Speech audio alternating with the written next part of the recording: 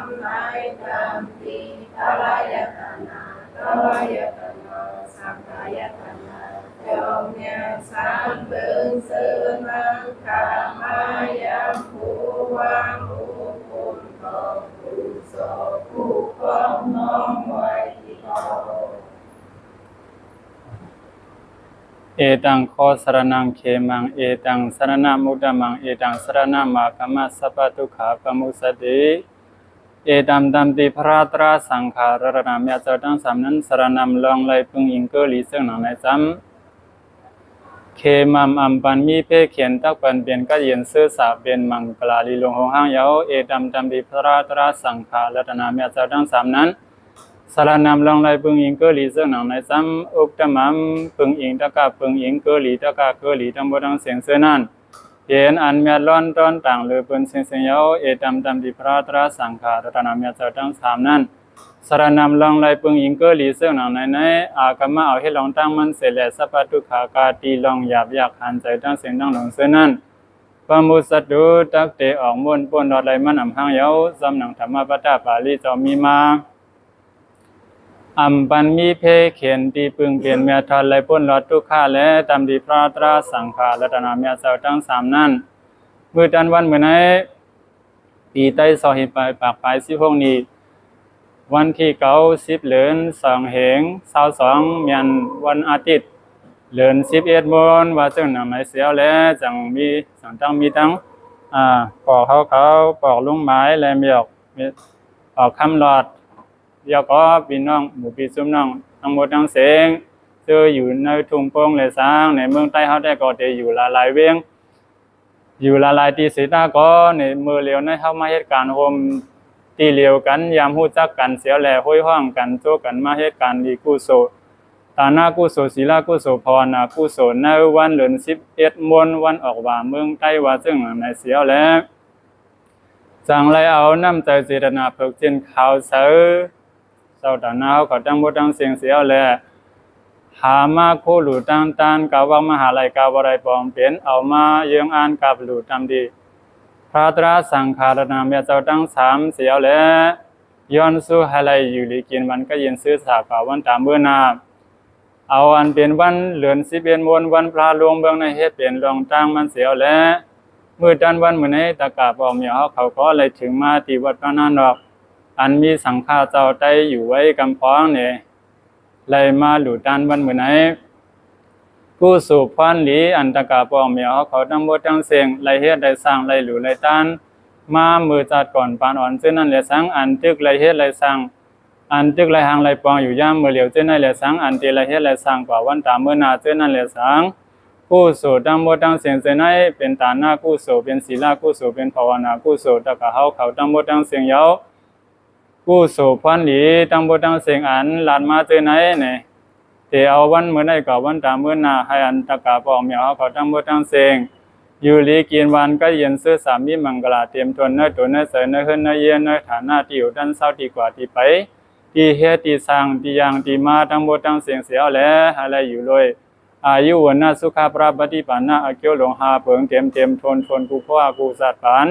ต่อฮอดถึงเมืองคำนิพพานกูก็กูคนทั้งหมดทั้งสิ่งสักกรรมเลยตา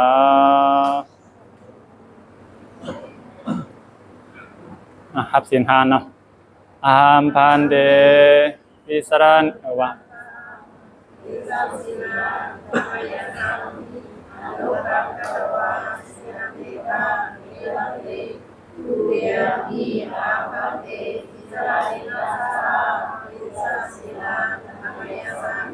อนุปังกตวาสินาปิตาอิทังกิ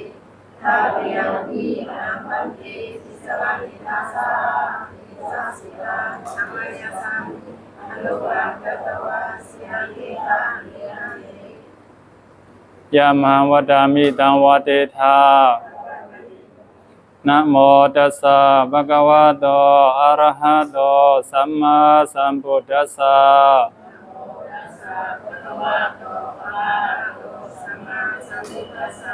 นะโมตัสสะภะคะวะโตอะระหะโตสัมมาสัมพุทธัสสะ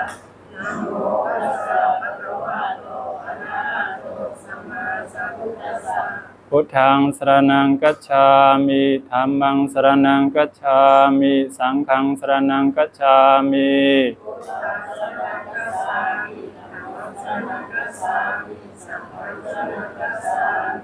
ทุติยามปิพุทธังสรณังคัจฉามิทุติยามปิธัมมังสรณังคัจฉามิทุติยามปิสังฆังสรณังคัจฉามิ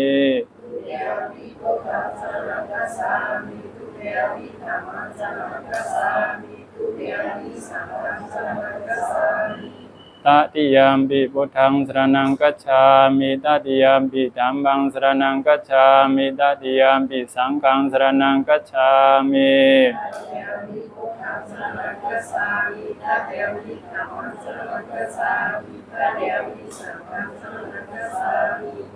ติสรณะกัมมนังปริปุณัง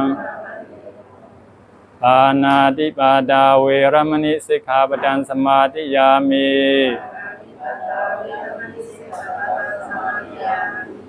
อะเตนะดานาเวรมณีสิกขาปดังสมาธิยามิ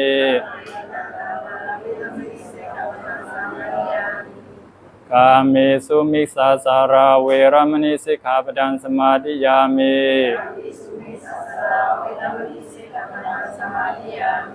มุสาวาทาเวรมณีสิกขาปดังสมาธิยามิสุราเมรยามะจปมาดาธานาเวรมณีสิกขาปดังสมาธิยามิ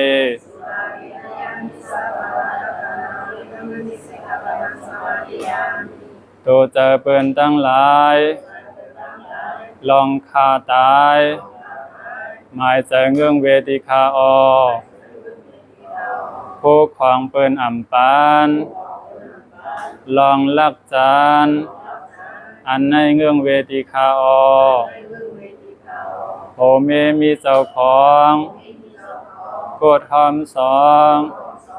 อ่ำปองเงื่องเวทิคาอความเปียดเลียนอ่ำกาลองลาดว่าข้าเฮาเงื่องเวทิคาอกินสุลาเหล้ายาปัญญองมาข้าเฮาเงื่องเวทิคาออิตัมเมปุญญังนิพพานัสสะกัสสโยโหตุอิมานิติสรานินาสาเป็นสิงกาศีลังธรรมังสาธุกังกัตตวะอัปปมาเตนะ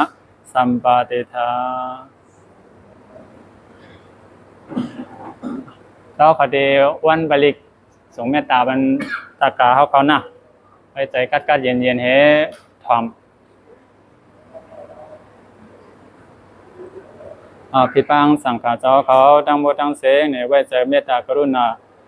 อย่าแห้งหักแป้งดินเนื้อตะกาบอมเหมียวเขาทั้งเสียงเสียและย้อนสู่มังกรให้เป็นวันดีมังกรในวันเหลือน11 วันเดี๋ยวในกับวันดำมื้อนาให้ตะกาบอมเหมียวเขา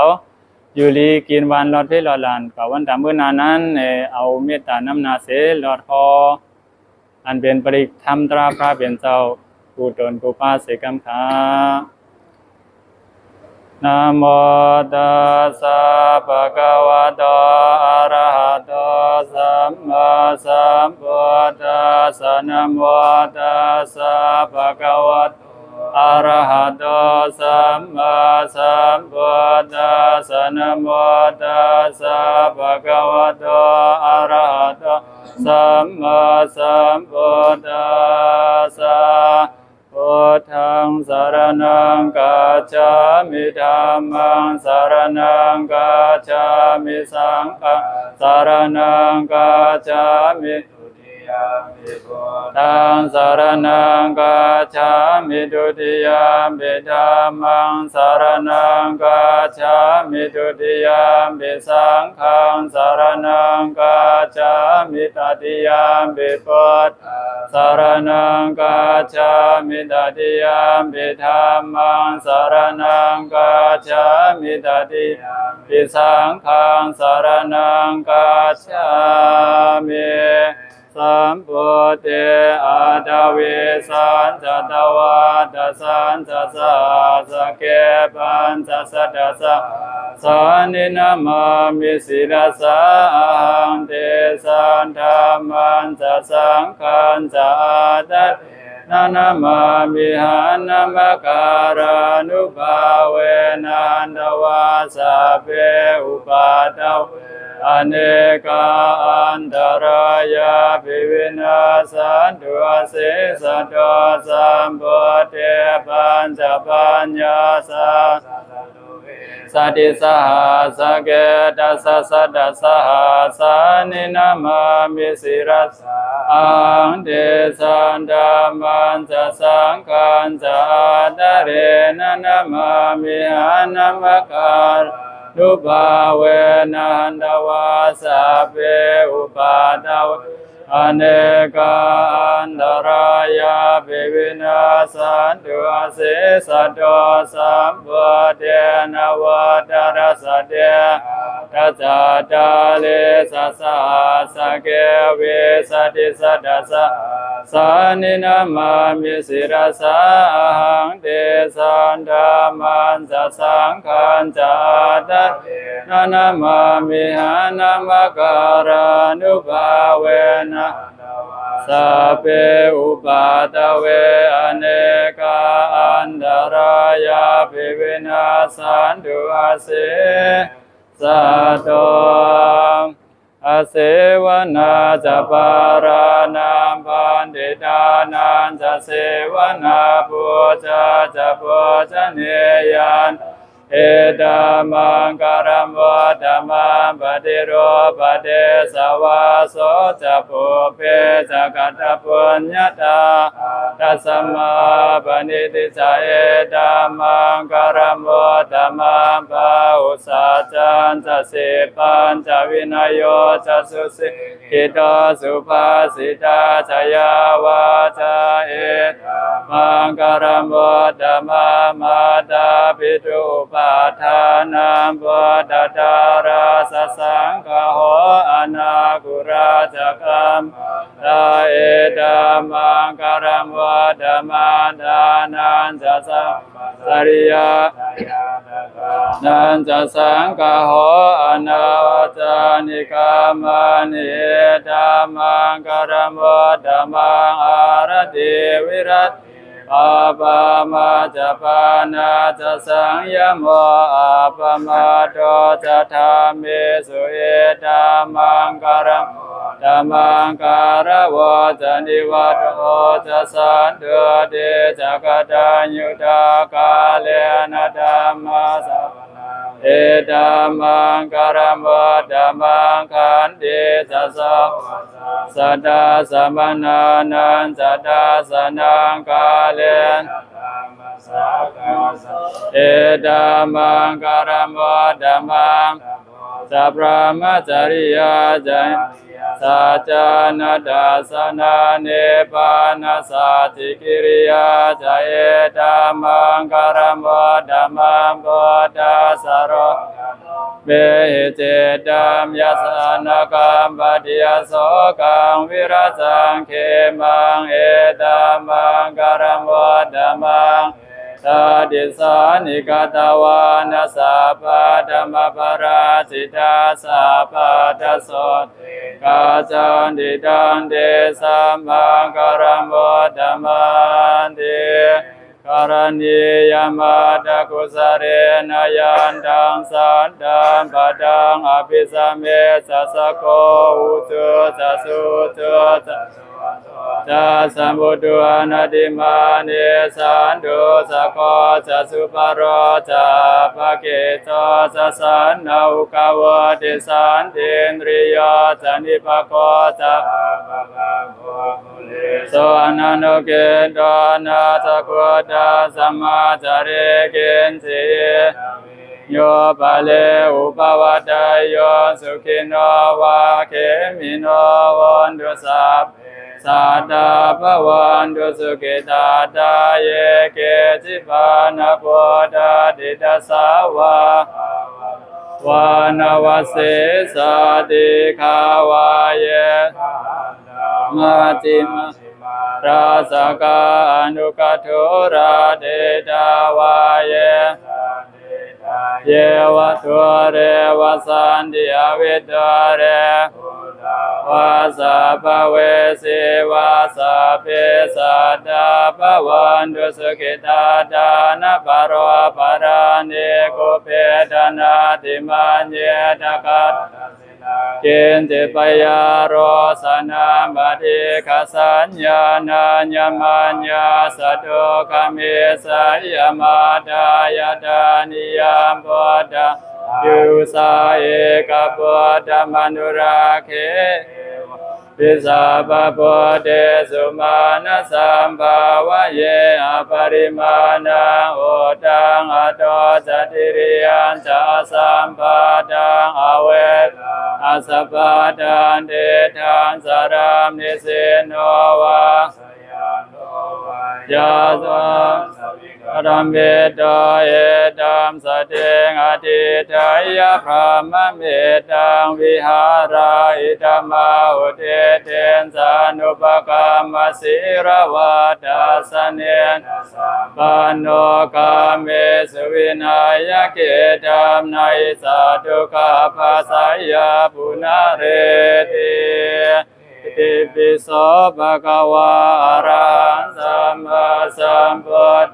เวชาจารณะสัมปันโนสุขโตโรกวิโตอนุตตรปุริสธรรมสารติสัทธาเทวมนุสานัมพุทโธภะคะวะติสวากขาโตภะคะวะธัมโมสันติติโกอาคาลิโกเอหิปัสสิโกปะนัยโกปัจจัต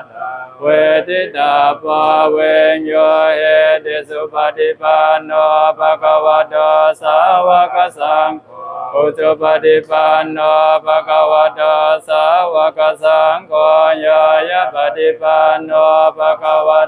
สาวกสังโฆสามีจิปฏิปันโนภะคะวะสาวกสังโฆสัตตาริปุริสยุคานิอาตปุริสโภคาราเอสัพพะคะวะโตอาหุนายโยปะหุนายโยตาขินายโย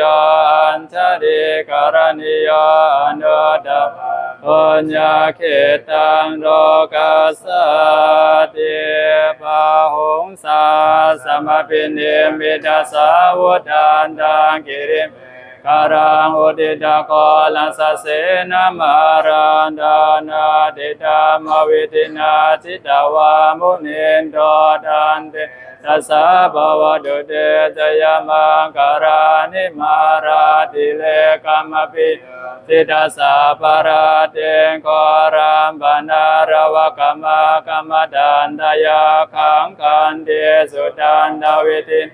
สิตาวามุนินโตตันเตจัสสะภวตุเตจยมังการานินาลากิลกัจจวรามติมาตปัวตันดาวากิจากรรมสเนวสุตารุนันตังเมตตังปุเสกวิตินสิตาวามุนินโตตันเตจัสสะภวตุเตจยมังคลานิโอเคตคากรรมปิหาตสุตารุนันตังดาวันติโยชนะปะทังกุริมาระวันตังเอเตปิสังกตมโนจิตาวามุนินโตตันตัสสะภวตุเตจยมังการานิกัตวานาคาตัมพุทธรังเอวะกาปิเนยันตินยะดาตวจนะ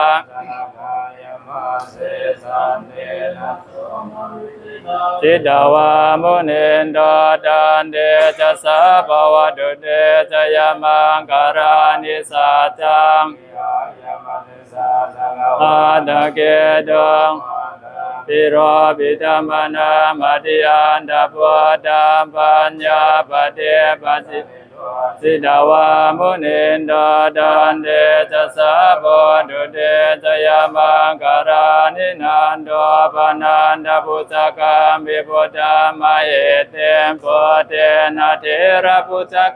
นาธรรมาปยันโตเอโตปะเดสวิทินาจิตาวามุนินตันเดจะสะโพดุเตจยามังการานิกาเดติปุสะเกนะสุตาตาธรรมะมังวิสุทธิสุติเมปิภกาภิดานยานากเตนะวิทินาจิตาวามุนินโตตันจัสสะโพดุเตจยามังการานิเอตาปิปวัตจยามังการาตกาทายโยวาจันตินาติเนสารเดมดันเดยตาวานันเดกวิเวทานิจุปตาวานิอธิกามายนโรสปัญโยมหาการุณิโกนาโถอิดายสัพพานินาม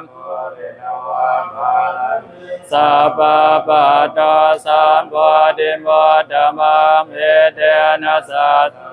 เตนะโหตุเตจยามังการังจยันโตโพธิยามโมเลสักยานานันติวัฏโนเอวันต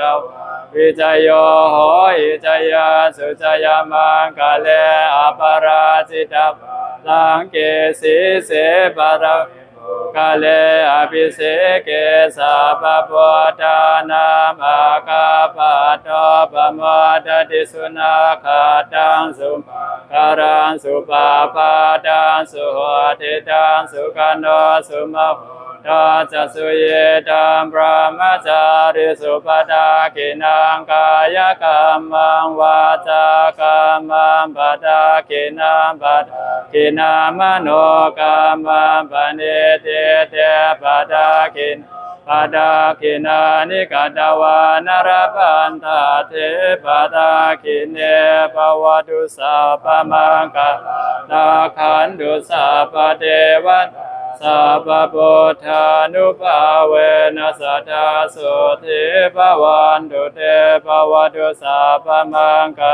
ลาขันตุสัพพเทวตาสัพพธรรมานุภาเวนัสสทธาสุทิภวันตุเตภวตุสัพพมังคลาขันตุสัพพเทวตาสัพพสังฆานุอาเวนัสสทธาสุทิภวันตุเต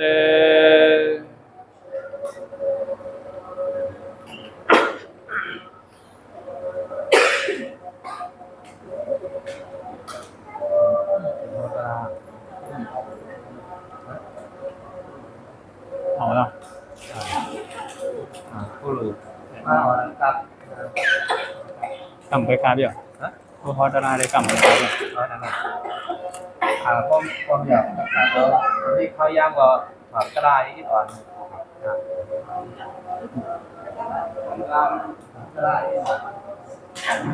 มีข้าวย่ำเนาะจำนวนแดดกะไรฮะ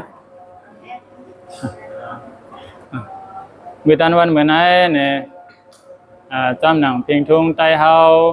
มีมาเตรียมเบอร์กูปอกูเผาวันออกบ่าวออกสาอำนั้นวันพระลงเบิงเนี่ยมือตันวันเหมือนไอ้ปิกสัมวาตกาปอมเมียวเฮาเขาตั้งเสียงอำไรอยู่ที่ในเมืองเฮาว่าในเสตาก็ไรมาอยู่ที่ในเมืองไทยเสอำลืมเพียงทุ่งพุทธภาษาเฮาอันอ่อนเหตุการณ์ตาหน้าศีลภาวนาอำลืมเพียงทุ่งไตเฮาอันอ่อนกันฮับตอนคุกทบว่วนใครถึงขึ้นกลุ่มปุ้นหมุนเงาพระเป็นเจ้าว่าเจ้าหนังไหนเสียวแล้วจังไรเอาข้าวยำตัวตั้นเนื้อการดื้อตัวแก็บตัวกำเสียวแล้วถ้าเจอห่างแหนเอาตาหน้าตาตะบะจ้อมนังศรัทธาเสตนาเจ้าเก่าปองเป็นไรนั้นเสียวเลยเอามายุกอาบกับด้านถึงสั่งข้าเจ้าว่าเจ้าหนังไหนเสียวแล้วมือด้านวันมือในนางหือเตเป็นรองพังสติและสร้างนางหือเตเป็นโคไหลปันแห้งเจอและสร้างนางหือเตเป็นเสียนตังพังปันเฮตกะบอกเมียเขาขึ้นคุกแต่ไรขึ้นการตาหน้าการศีลาการภาวนาการเพ่งทุ่งอันตกะเขาไรเฮ็ดมาอยู่กูปอกกูเขาเช่นนั้นเนี่ยเจ้าเฮาเดย้อนเอาข้าวยำแก้บอ่อนหนึ่ง ภาคลาดตอนปันตะกาเขาวันเหมือนไหนเนี่ยตะกาเขาเจออันเอามือไว้ก็เอาลงเลยนะตั้งหลังวันยินว่ายินหนอเพิ่มยินเด็กขึ้นเสียงแทงอินเลยค่ะ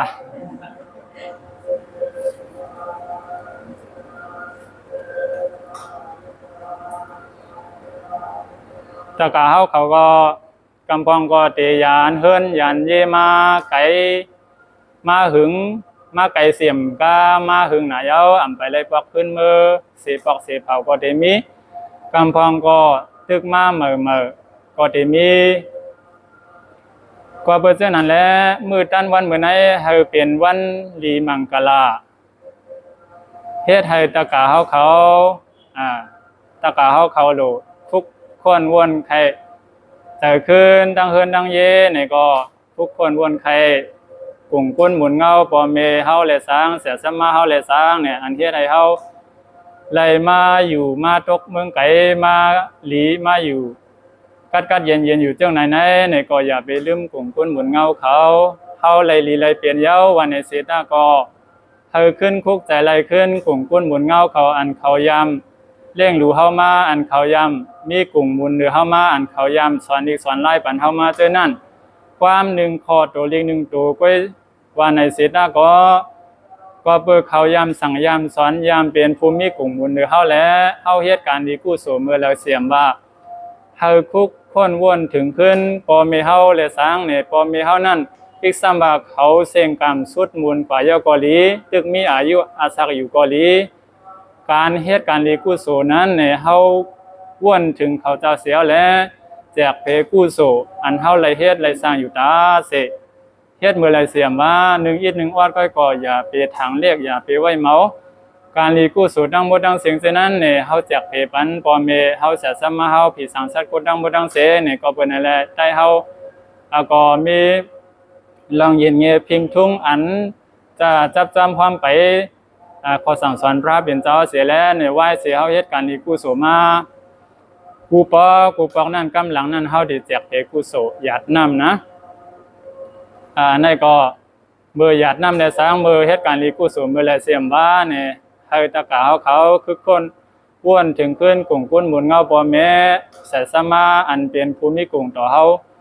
กูเจ้าเนี่ยอันนั้นก็เป็นคอนึงอันไขลาดผักปันตะกาปอแม่เขาเขาตั้งเสียงเรือเสียนนำก้าเนี่ยเมื่อนั้นเป็นวันเดือน11บนเมืองไต้กันหนอมเมืองไทยแต่ก็จะเป็นเมืองพุกเนี่ยเป็นวันทอดวันเมียดวันมีมังกลาบุญตาเศร้าพุทธภาษาตั้งโลกเยากำพองก็ตีห้องว่าพระลงเบิงเนี่ยวันพระลงเบิงกำพองก็ตีห้องว่าวันอภิธรรมาเนี่ยเข้าห้องว่าวันพระลงเบิงกอลีวันอภิธรรมากอลีเนี่ยตีป่องความหมายมันเป็นวันเหลียวกันก้อยกาวาอยู่ที่วันเหลียวเฮ็ดหลายรองเสียวแหละจังอ่อนกันมากมันว่าวันพระลงเมืองอำนั้นวันอภิธรรมาอาจจะกว่ากำพองก็บอกวันตอบกลุ่มมุนเมวันกับตอบกลุ่มมุนเมเนี่ยห้องจึงหือกอลีตีเตมันได้ก็เป็นรองดีทั้งบ่ทั้งเสียงเยาวนางหือตะกะเฮาเขาบ่ได้ป้องเจ้าลือเสียในนั้นเนี่ยจะเฮาได้ย้อนซับเรื่องนี่อีกนึงวันฮออภิธรรมาเยาโตเนี่ยอำนั้นก็วันอภิธรรมาเนี่ยตะกะเฮาเขาก็เตยามยินอยู่พระเบียนเจ้าเมื่อฮออภิธรรมา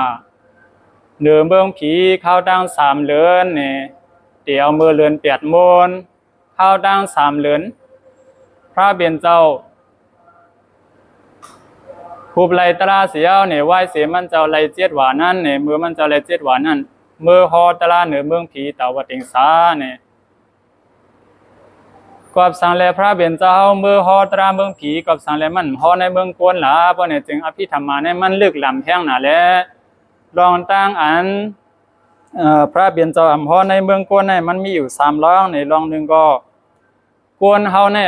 นั่งถ่อมหึงไหลเนี่ยว่านะกวนเฮานั่งถ่อมหึงไหลก็เบอร์พระเบี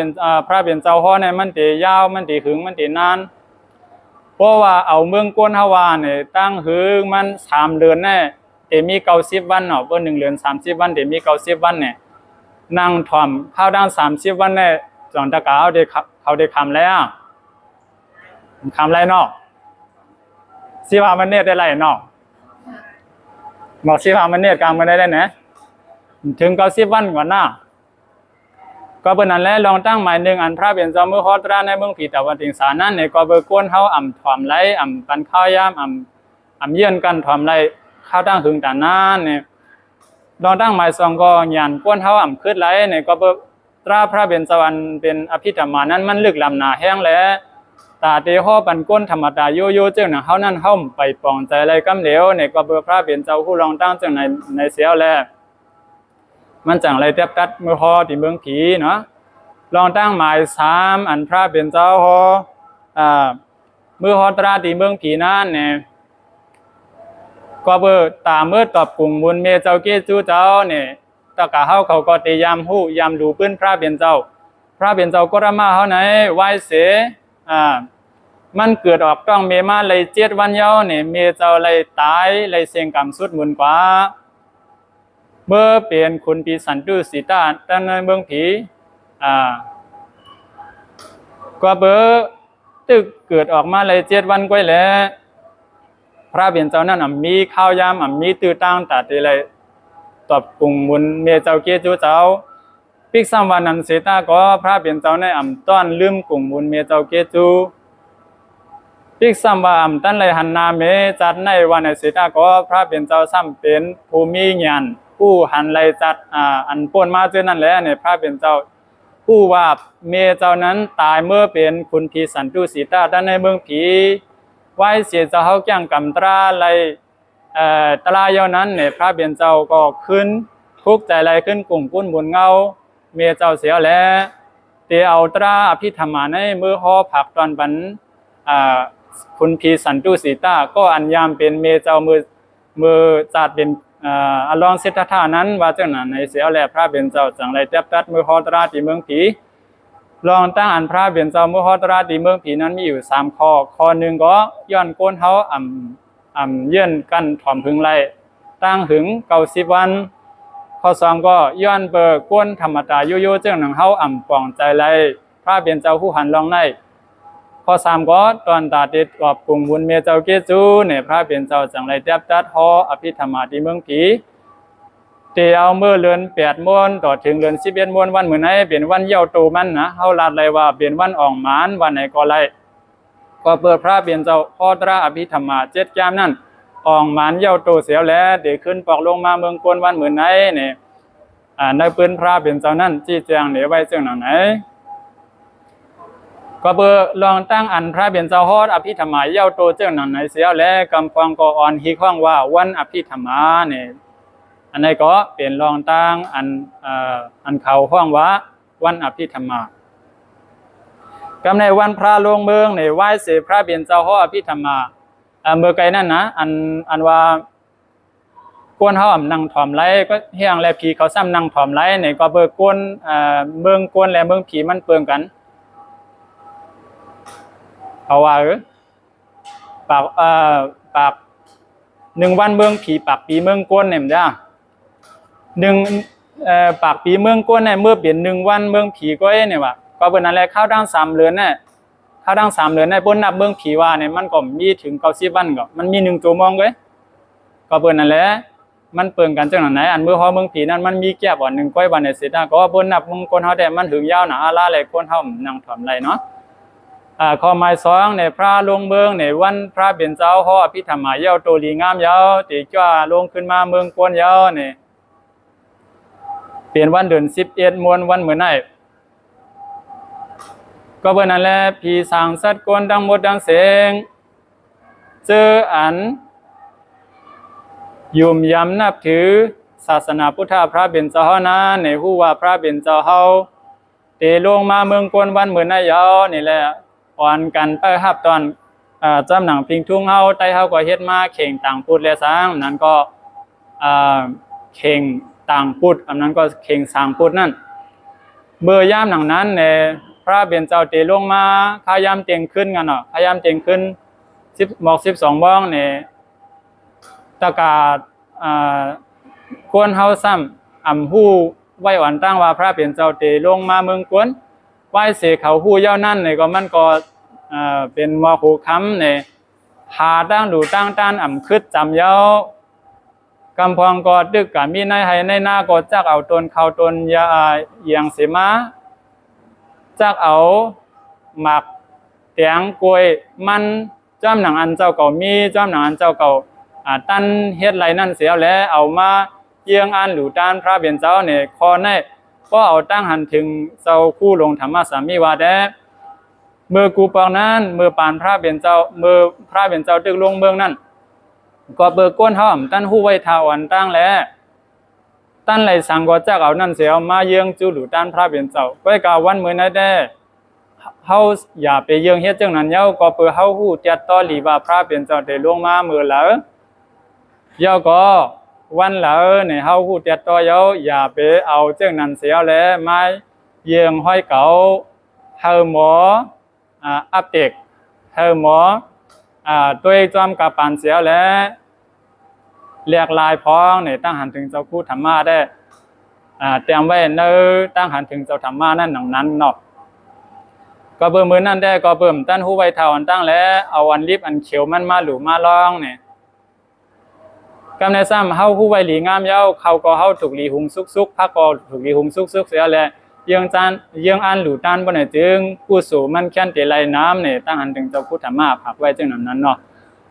ลองตั้งหมายสองเนี่ยพระวันพระลงเมืองนั่นก็เป็นลองในเย้าเมื่อตอบกรุ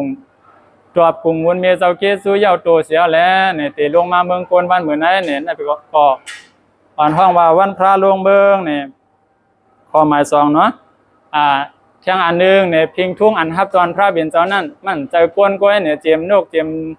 กาเจียมดูเจียมไหนทั้งหมดทั้งเสียงเนี่ยเจียมสัตว์แต่ว่าทั้งหมดทั้งเสียงในอ่อนการห่มจมเสียแล้วมาฮับตอนพระเบียนเจ้าเนี่ยเนื้ออันกาตัวสัตว์อันมาฮับตอนพระเบียนเจ้าทั้งหมดทั้งเสียงเนี่ยเตรียมตัวนกกิ่งนาลีกิ่งนาลาในซ้ำหางลีหรือสีเปิ้นเนี่ยว่าหางลีหรือสีเปิ้นก็เปิ้นนั่นแหละใต้เฮาก็จะเอาห้อยลองนกกิ่งนาลีกิ่งนาลามากาฮับตอนพระเบียนเจ้าเสียแล้วใต้เฮาเอาเฮ็ดเป็นพิงทุ่งเฮามากานกกาโตเนี่ยต่อถึงวันมื้อไหนก็ตึกไหลหันอยู่นี่เนาะเที่ยงลองนึงลองตั้งหมาย3อันเกี่ยวกับวันมื้อในซ้ำเนี่ยเปลี่ยนวันพร้อมโฮมเนี่ยเมื่อพระเบียนเจ้าเมื่อผู้ว่าพระเบียนเจ้าเตลงมาเมืองกวนเยาสัตวะทั้งหมดทั้งเสียงเสียมผีเสียมสางเสียมคนทั้งหมดทั้งเสียงอ่อนกันพร้อมโฮมกันเสียแล้วเตมาฮับตอนพระเบียนเจ้าเจียมก้นเจียมผีเจียมสางทั้งหมดทั้งเสียงไว้ใจเผิกตีนข่าวเสียแล้วเตมาฮับตอนพระเบียนเจ้าอันในห้องวันรอวันพร้อมโฮมในก่อไหลพร้อมโฮมจึงหือหลาเนี่ยเมื่อพระเบียนเจ้าลงมาเมืองกวนให้พระเบียนเจ้าปล่อยอายสายเงาเฮอเลี้ยงเป็นลองห้างหลีลองสปายเตรียมทนเป็นผู้หันเตรียมทนมันสปายคือแคมห้างหลีตานะก็เป็นนั่นแหละเตรียมผีเตรียมก้นอันหันทั้งหมดทั้งเสียงนั้นอ่อนกันย้อนสู้ให้เลยเปลี่ยนพระกูก็เนี่ยว่านี่นะผีก็เขาเปลี่ยนพระก้นก็เขาเปลี่ยนพระเตรียมสัตว์เตรียมหางในอ่อนกันเขาเปลี่ยนพระกูก็เสียเลยอ่อนกันย้อนสู้ว่าจานนาปานเดินมาพวกมีกามุลปรามีจึงให้เลยเปลี่ยนพระเสกามเนี่ยเจมพีเจมซาวเจมซัดเจมก้นทั้งหมดทั้งเสียงในอ่อนกันย้อนสู้คอเร็วกันหมดว่านี่นะก็เป็นนั้นแหละเข้าลาดไรว่าเป็นวันพร้อมโฮมเนี่ยก็ไล่เขาพร้อมโฮมกันไรตึกส่วนมาเฮากะย้อนสู้จังไหนฮื้อเฮากะลาดจังไหนฮื้อเฮากะว่าจังไหนฮื้อเนี่ยไรตกไรลาดก้อนนึงเลยก้อนนึงก็ผู้ทั้งกันเสียแล้วอ่อนกันย้อนสู้ในใจทั้งเจ้าเก่าอยู่ที่ใจเจ้าเก่าสั่งออกมาเสียแล้วย้อนสู้เปลี่ยนพอเสียงเดียวกันนั่นก็มันง่ายๆแต่เดี๋ยวเปลี่ยนจังนั้นเนี่ยก็เป็นนั่นแล้ววันเมื่อไหร่เนี่ยก็เปลี่ยนวันพร้อมโฮมเนี่ยจังนั้นตะกะเฮาเขาเหตุการณ์ที่เผาที่มันนั่นน่ะเหตุการณ์ที่เผาที่มันเมื่อพวกนั้นเฮาได้กะกับซ้อมที่วัดบางนานอกเนี่ยก็ไว้การที่เผาที่มันอันสุกสักหรือจังนั้นเสียแล้วปันข้าวยามมานั่นน่ะเป็นนั่นก็เป็นรองพร้อมโฮมอันนึงนั่นก็สังวัดตะกะเฮาเขาพร้อมโฮมกันเสมาพวกนี้จึงเนี่ยมีอยู่ก้อ1 2ก้อนำสุดก็ม5ก้อในก้อยเนี่ยอันนี้ก็ให้เลยปองใจว่าเป็นวันพร้อมโฮมนี่เนาะทางข้อหมาย43เนี่ยเป็นวันยุกยองภูมิปัญญาเนี่ยเมื่อพระเบญเจ้าลงมาเมืองกวนนั่นภายขวาเจ้ามีเจ้าสารีบุตร สาวกาภายขวาเนี่ยเป็นผู้อันญาณใหญ่หรือเสเปิ้นในตะเปพระเป็นเจ้าเนาะภายซ้ายซ้ำมีเจ้ามกรานเนี่ยเป็นผู้อันมีพุงดันโคใหญ่หรือเสเปิ้นในก็ตะเปพระเป็นเจ้าเนี่ยในเขาสองเจ้าเนี่ยเจ้าสารีบุตราภายขวามือพระเป็นเจ้าเนี่ยเป็นเจ้าอันเขียนภายป้ายปิญญาเจ้าภายซ้ายเจ้าสารีเจ้ามกรานเนี่ยซ้ำเป็นเจ้าอันเขียนอันมีพุงดันโคใหญ่ในเขาสองก็เนี่ยตะกาก้นวานก้นเมืองทั้งหมดทั้งเสียงเนี่ยกำนำเนี่ยผู้จักเจ้ามกรานก็เพิ่มมันมีพุงดันโคนะมีพุงดันโคใหญ่ผู้จักก็ผู้จักเจ้ามกรานก็เจ้าสารีบุตราเนี่ยกำนำอ่ำป้อผู้จักก็นั่นแหละพระเบียนเจ้าเนี่ยจังไรอ้วนใครแน่ใจว่าหนังหือกวนเฮาเตมีจะอันไว้ลำลองเนื้อป้ายปิญญานั้นเนี่ยตีอ่านยุกยองเจ้าภูมิปิญญาเนปากนาก้นดังน้ำเนี่ยพระเป็นเจ้าจังว้วนถึงลองเจ้าหนังในเสียวแล้วเอาข้อธรรมอันเมียวจันซอดาปานตอบไล่เลยสังเมียวสักกะดากรรมตอบไล่เลยสังเมียวบ่เป็นก้นโยโย่ตอบไล่บ่เป็นจันในจังไกตอบไล่เนี่ยพระเป็นเจ้าถามกำสั่งถึงมากำเลื่อนสุดมาเนี่ยพระเป็นเจ้าข้อถามเมียวอันเป็นพระพวกเป็นพระเป็นเจ้าก่อนจังไกตอบไล่เนี่ยถามหนังนั้นเสร็จก็เนี่ยเจ้าสารีบุตราเนี่ยตอบไล่กูคอกูกำนะตอบไล่กูคอกูกำเจ้าหนังในเสียแล้วพระเป็นเจ้าจังว่าด้วยแล้วเนี่ยเจ้าสารีบุตราในปิกซัมบาเขาเจ้าเอาข้อถามอันป้อมใจพระก็เป็นจันพระเป็นเจ้าก่อนจังไกตอบไล่ก็กาเจ้าสารีบุตราในมันเจ้าตอบไล่กูคอกูกำเนี่ยมันเจ้าในเป็นภูมิปัญญาอันใหญ่เลยเสปัญญาเนี่ยยุกย่องเจ้าสารีบุตราในก้นดังนำหนังนั้นย่อก็อยากนี้ว่าภูมิปัญญาในเหมือนเจ้าหนังมองลงเหมือนเจ้าหนังกองลงมองลงกองลงนั่นพิกษามันใหญ่ตานหือก็ใหญ่เพราะว่าอำกาดต่อยมันบ่เนี่ยจึงเสียงมันตื้นอ่ำมอตื้นอ่ำล้างเนี่ยพระเป็นเจ้าแตกนี่อันนึงข้อสองมาก็พระเป็นเจ้าแตกนี่คือนั่นเนี่ยเฮาหุงสังเฮาเฮ็ดพักสังมือเลยเสียมว่าเฮาตื้นตีไรใส่เกืออยู่ตาเสเนี่ยอันเฮาขาดเกือนั่นมันอ่ำไรเนี่ยพิกษามาเฮาใส่เกืออยู่ตาเสกูตีกูอังเปิ้นว่าในเสตาก็ก้อยกาคือนั่นอ่ำต้านไรนาไรตาในพักในเขาในพักเสปอกอ่ำต้านไรนาไรตาเสปอกในก็เหมือนนั้นหนังเก่าภูมิปัญญาก็เหมือนนั้นก้อยในพระเป็นเจ้าแตกในข้อหนึ่งนะก็ในข้อหมาย2-3ภูมิปุงดันโคในเหมือนเจ้าหนังลอยสูงเนี่ยว่าเหมือนเจ้าหนังจำว่ากะหลานเนี่ยเหมือนลอยสูงเนี่ยอยู่ไกลเสียต้วยก็หันอยู่จำเสียต้วยก็หันก็เพื่อนนั้นแหละเจ้ามีพุงดันโคเลยเจ้ามีปัญญาทั้งสองเจ้านั้นเนี่ยพระเป็นเจ้ามายุกยองให้ก้นดังนำให้บริษัทดังนำไรผู้จักเจ้าสารีบุตราใครยุกยองเนี่ยว่าป้ายปัญญาในมันลำลองเนี่ยอันนี้ก็เป็นข้อหนึ่งนะทางข้อหมาย53เนี่ยวันพระเป็นวันเจ้าละหันเขาออกว่าออกซาเนี่ยเมื่อในเมืองไทยเมื่อผูกเมืองไทยนะเนี่ยเปลี่ยนวันเจ้าละหันสังขาเขาเจ้าดังโมดังเสียงที่ออกว่าออกซาตะกาปอกเมียวเขาก็ที่ออกว่าออกซาจำหนังสังฆาเจ้าเนาะลองตามมันแต่เมื่อเดือน8มวนวันเขาหวานั่นเนี่ยสังฆาเจ้าละหันเจ้าเขาในอ่อนกันหับขามว่าเตอยู่ในเขาตั้ง3เดือนได้ที่แก้งกำตลาตีนันตีในตีเหลียวก็เตรียมกว่าแต่เมื่อเนื้อเตรียมออกตาออกตั้งให้พ้น7วันเนี่ยดีกว่าถึงว่าเมื่อไหนก็ครอบเตรียม3เดือนยาวครอบเตรียม3เดือนว่าในเซตาก็ลองอยู่เศร้าจ้ำกันลองแก้งลองกำจ้ำกันตั้งหมดตั้งเสียงนั้นเนี่ยเมื่อเดือนม้วนวันออกหวานั่นเจ้าละหันเขาขึ้นเต็มมาย้อนคว้างกันต่อกันก็ว่าเกี่ยวเลยตามเพียรอันคาอะไรอยู่อันเฮาคาอะไรอยู่ร่วมพร้อมจ้ำกันเข้าตั้ง3เดือนในหันเซกอลีเนี่ยเต็กเสนาว่าหันเซกอลียินเซกอลีเนี่ยทางเทอมเซกอลีเนี่ยหันซื้อนาตั้นตาก็ย่อยินเปิ้นมาลาดก็ย่อเจอทางเทอมออกมาเซก็ย่อเนี่ยตามเพียรเจนั้นสังว่ามันมีบ่เนี่ยจึงเฮาขายย้อนกันต่อขาวย้อนกันต่อขึ้นค้าเนี่ยอันเป็นสังขารเจ้าดังนำก็ขึ้นสาธุขึ้นเสียแล้วให้ป้องใจกันเจ้านั้นในบอกว่าเป็นวันกันต่ออันนี้ก็เป็นอันนึงอันใต้เฮาเยืองมาตะกับสถาเขาในเมืองใต้ในบ่เป็นวันออกว่าออกซาในอ่อนกันกากันต่อคืนนึงยาวคืนนึงเมื่อกันต่อพี่น้องเฮาแลสังคนในปอกในหย่อมเฮาแลสังคนต่างตีต่างแหลน อันเฮายามพูดจักกันเจ้านั่นเลยซะดีว่าเลยซะเนี่ยเป็นวันกันตอเนี่ยก็เจอเนี่ยเนาะวันออกว่าออกซะเนี่ยก็เป็นนั้นแหละพิสัมวัตกะเขามาอยู่ในเมืองใจถึงหลายปีไล่เมื่อกันต่อปอเมวันในเสตาก็มือเรียนในกาปานคืดกาบเนาะใครส่งเงินเมื่อกันต่อก็ไล่ใครสิบพวงเมื่อลาดปันเฮียงเจอก็ไล่โจปอเมเฮาตึกมีอายุอาศัยอยู่ในเนี่ยเฮาหมอฮักและหมอปันแห้งเขาเนี่ยพวกเขามีเย้าเนี่ยบิ๊กซัมว่าเขาใครตอนเงินจ่ายเขาก็คือก็ห้ามจังตอนเขาใครลาดว่าฮักเขาตานคือก็ห้ามจังลาดก็เบอร์นั่นแหละเมื่อเขาตึกมีอายุอาศัยเมื่อเขาตึกมีอายุอาศัยในเนี่ยให้ไว้ลำลองหรือลองในเสียแล้วข้าวยำเขาตันจูเก็บจูกำไว้หรือการมาเลยซะเนี่ย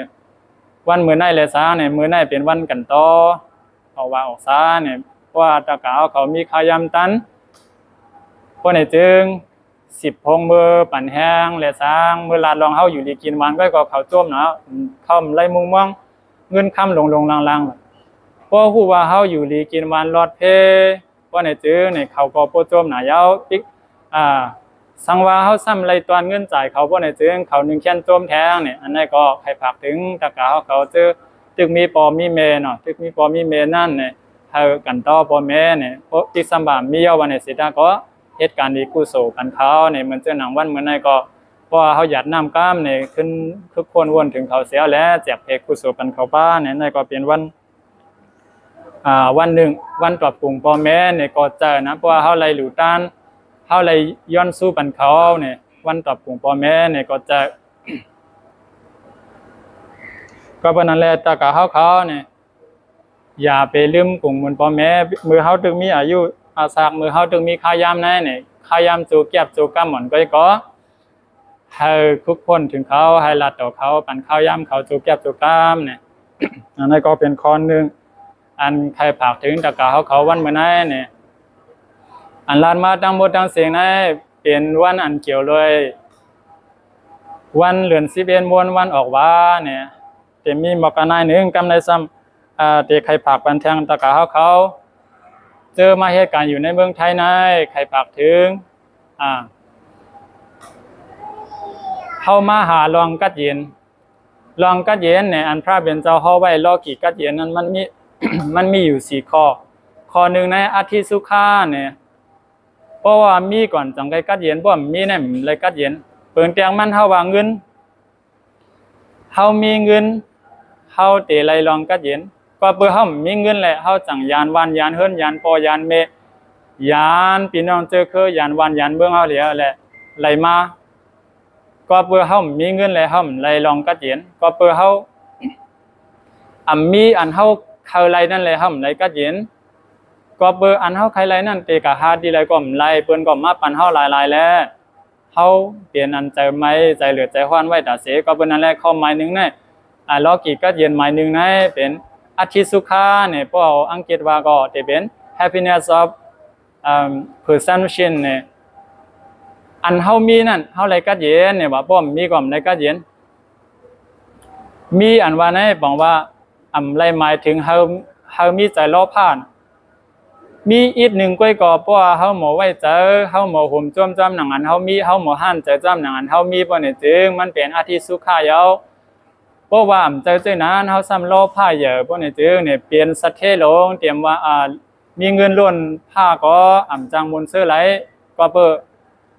มันหมอหั่นใจจ้ำหนังอันมันมีนั่นเนี่ยมีนำกะเฮก็เต้นบนเสื้อไหลเต้นกะเย็นไหลก็เป็นในข้อหมายหนึ่งในใครลาดว่ามีเงินอีกอ่อนหนึ่งก็เพราะว่าเฮาหมอหั่นเจอเฮาหมอเตียงปอบ่เนี่ยจึงมันจังเฮ็ดอะไรเท่าไรกัดเย็นเนี่ยอันข้อกัดเย็นหมายนึงนะเพราะว่าอาทิสุขาข้อหมาย2 3พอกัดสุขาเนี่ยอันเฮามีนั่นเฮาเลยจำก้นหมังก้อนในมีน่ะนะมีเงินจ้างจ่ายฮัดจ่ายมีตั้งกินหวานกินไรมีตั้งกินอันคืออันแค่มันกินไรมีกาขี่ไรบ่ขี่เมาเนี่ยจังได๋มันเลยจำนั่นบอกว่ามันเลยจำมีอยู่เสตาก็เลยจำอันไรจำจังนั้นก็มันไรกัดเย็นเนี่ยเหมือนจังเฮาน่ะมีวันมีเมืองก็ไรอยู่ไรจำ มีวานเมืองฮังก้วยก็อำไลขามตั้งไลขามไลจามลองรอแล้วก้อนขอนั่นมันเหมือนเฮาเนี่ยเหมือนพี่น้องใต้เฮาเนี่ยอันไลอันมีอยู่เสียมไลจามนั่นก็ใจลองกัดเย็นเนี่ยว่าเขาลองกัดเย็นใหม่สองนะเป็นอันเฮาไลจามอันเฮามีนะเนี่ยเฮามีเงิน100ก็เพราะว่าเฮาเลยจ่ายเฮาเลยใจดื้อ100นึงเป็นป้อนนี้แต่เฮาบ่เนี่ยจึงเป็นลองกัดเย็นตัวเก็บตัวกำเป็นลองกัดเย็นได้รอกี่เอาเนี่ยก็เบิ่นนั่นแหละตั้งกินตั้งย่ำเลยสังคนลงตั้งไว้เลยสังรถก้าเลยสังมือเฮามีมือเฮาตึกกะอะไรนั่นใจเฮามันเต็มทนใจเฮามันเต็มทนใจเฮามันเป็นฟ้อนหลีใจเฮามันเป็นลองดีต่อตัวเฮาและลองดีต่อคนตั้งน้ำเพราะว่าใจลองดีต่อคนตั้งน้ำเนี่ยก็จะเป็น1แค่นจะเป็นเพให้1แค่นจะเป็นลองกัดเย็น1แค่นจะเป็นลองเดือดไม้เนี่ยก็เป็นนั้นแหละใครฝากถึงความหมาย2นั้นลองกัดเย็นหมาย2นั้นมันเป็นพ่อกาสุขาเนี่ยเลยจำฟ้อนหลีอันเฮามีนะหมาย3มาอนันยสุขาเนี่ยลองกัดเย็น happiness of non happiness of being free from that เนี่ยลองอันมีนี่มีขอดนั่นก็เป็นลองกัดเย็นนี่ว่าอนันยสุขา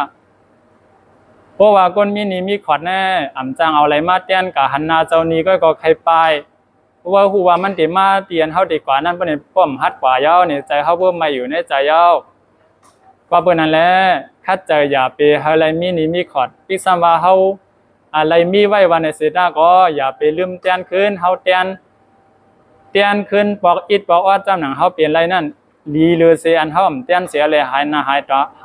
ตากว่าแปดเปิ้นนี่เปิ้นก็เตเฮ็ดให้เปิ้นก็กัดเย็นใจเฮาก็เต็มกัดเย็นไรต่อตัวบ่เป็นจังนั้นนะ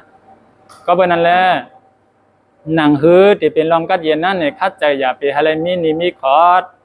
คัดใจให้เป็นนี่คัดใจตอบกลุ่มม้วนเนี่ยมันจังปอมเมเฮาเนี่ยมันจังว่าเฮาตั้งไรตอบกลุ่มปอมเมเฮาและปอมเมเสี่ยงกว่าแปดเฮาบ่เนี่ยจึงปองว่าเฮามีนี่มีขอดนี่เฮาตั้งไรเตียนปอมเมเฮาเลี้ยงหรือเฮามาปอมเมเฮาปั่นเฮากูมาเขานำตั้งกินอันเฮากินมาเสียมื้อเล็กต่อใหญ่เจ้าหน้าเนี่ยก็เพื่อเฮาตั้งไรเตียนแล้วนั่นเป็น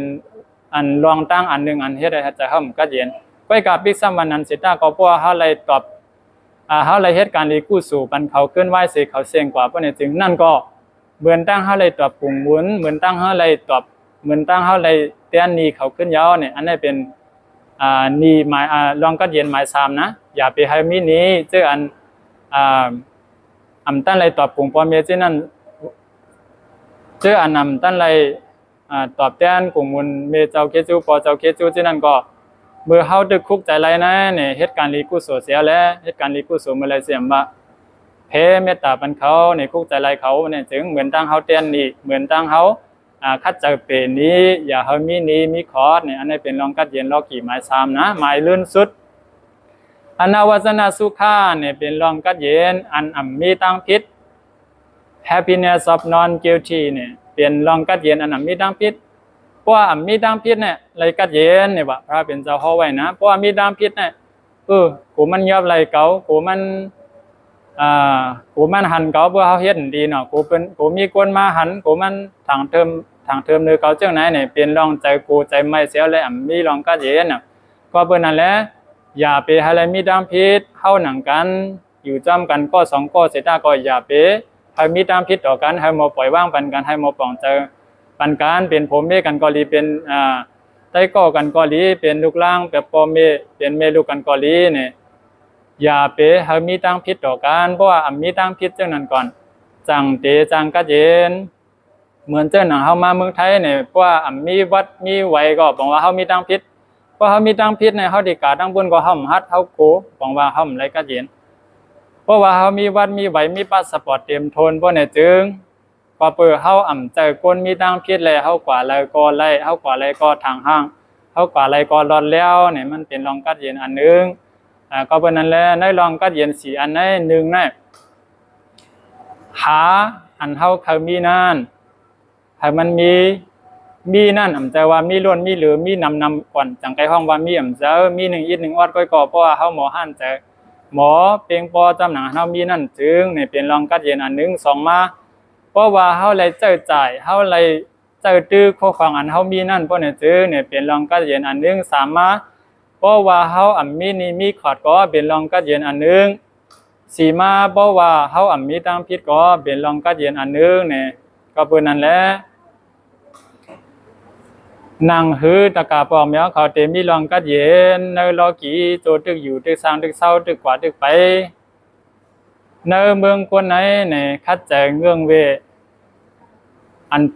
นเตมายาลองตั้งกัดเย็นเฮาคัดใจซอกหาเสียนตั้งอันเตกว่าจู้ลองกัดเย็นเฮาเนี่ยมื้อตันวันมื้อไหนเนี่ยเจ้าเฮาลัดมาก็หึงเอาเนาะข้าวยามก็นำมาลอยๆย่อเนี่ยก็เปิ้นนั่นแหละอันเจ้าเฮามาผักเนี่ยผักตอนลองอันเลยลาดกว่า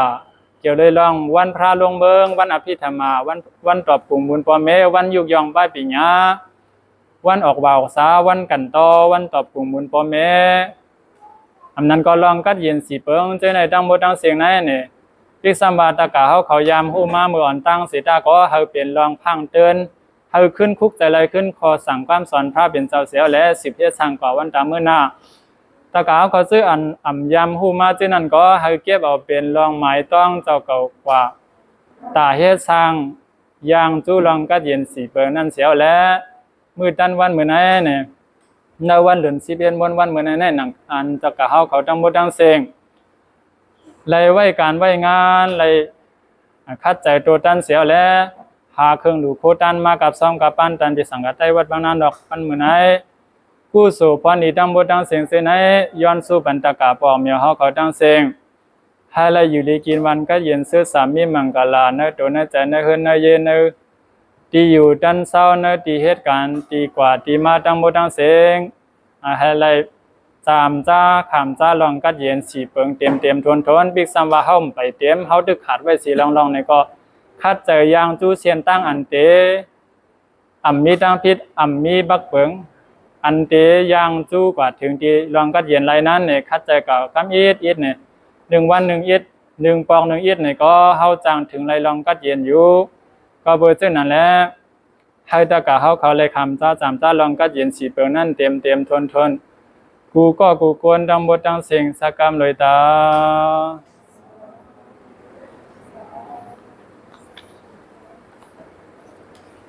ตะกะเขามากับโคลูเนาะกับโคลูมายิบจำกันลายก็เป็นนะกำเพื่อเขากันต่อลบเรื่องของไปเก่านะเอาไว้ในกรรมแล้วเขากลับนะครับกรรมเมื่อเดียวกันนี่งดไถแก้พังอ่ะพอมาไถแก้พังจังโหงแล้วคนไถแก้พังกำเต็มด้านในไถแก้พังกรรมกันเตนะเมยะเมนามเฮาคาชาตะกาไล่สัมบารมีมาไล่เสียนกัมพาดังเส้นดังลงนะเสียมปีเสียมสางเสียมสาเสียมกวนในสัจวาลานันดาสัจวาราทังเสียงแค้นโตโอมจมสาธุอนุโมทนาไล่หาผู้สุพรรณเพ่งเป็นการเส้นสักกรรมเลยตาโนสาธุทานามยาศีลามยาภาวนามยาอาสาขาดันเส้นดันลงอย่าโตหงโตหายพิหิมอัมลายก้นหิมอัมลายสัตวายหิมอัมลายย้อนผากพังไว้ในมาโวใจเอาคาโตเต้าหอดิยสุสะอามาตานิปานาติกาเยนสักกรรมเลยตาโนสาธุ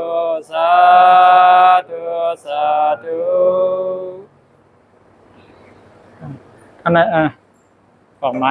ปันปอกไม้เขาตั้งแต่เก่าเย็นเมื่อไงอ่างเก่าปริสานวานตั้งไปแล้วฮะมันใจเมื่อไงอยู่ว่าบอกอ่างเก่ามันจะอยู่ว่าบอกเขาอ่างเก่าในยุคเป็นหมองขึ้นมาปริสานว่าขันตั้งไปแล้วเพราะว่านั้นก็ขึ้นกันต่อลบหลังขึ้นดังกั้มเนาะ ออกอาซาตนคำจากครูว่าต้องกัน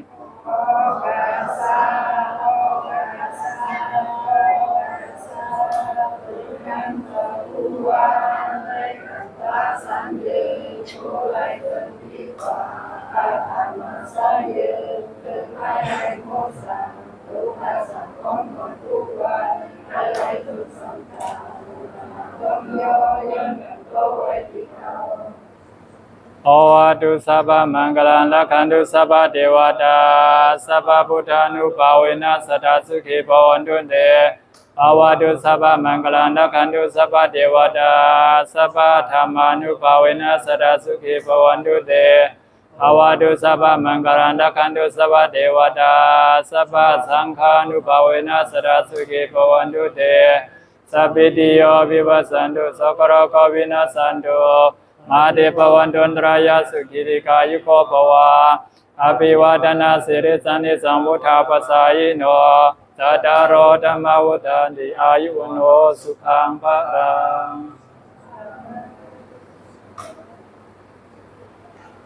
เจ้าตูเข้มแล้วบ่เนาะตะกาวเขาเจอที่แฮนเปิ้นสร้างก่อแฮนแล้วครับเนี่ย แล้ววัดก็มีโรงทานนะแล้วใครก็ห้ามก็ตั้งอยู่ตั้งด้านเขามีจากกะครับมีศาลาเตรียมน้ำหวานครับทางแยกเขาก็